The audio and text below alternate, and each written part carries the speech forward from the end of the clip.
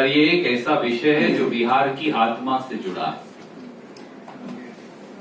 और इसीलिए हमने आपको दोबारा तक लिया। नीतीश राज ने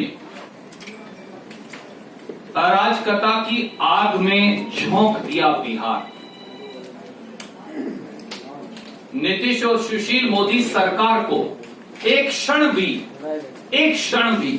गद्दी पर बने रहने का अधिकार नहीं। 72 घंटों में दूसरी बार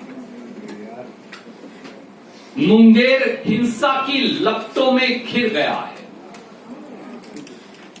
बिहार की कानून व्यवस्था तार-तार है और बिहार की जनता न्याय के लिए बेजार है।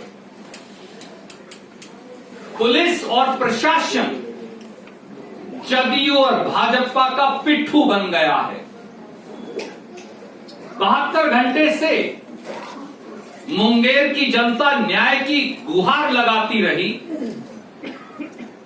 प्रशासन द्वारा उन पर बर्बरता की जाती रही। नतीजा ये हुआ कि पवित्र भूमि मुंगेर को एक बार फिर हिंसा की आग में झोंक दिया गया। हिंसा किसी चीज का हल नहीं। हिंसा सही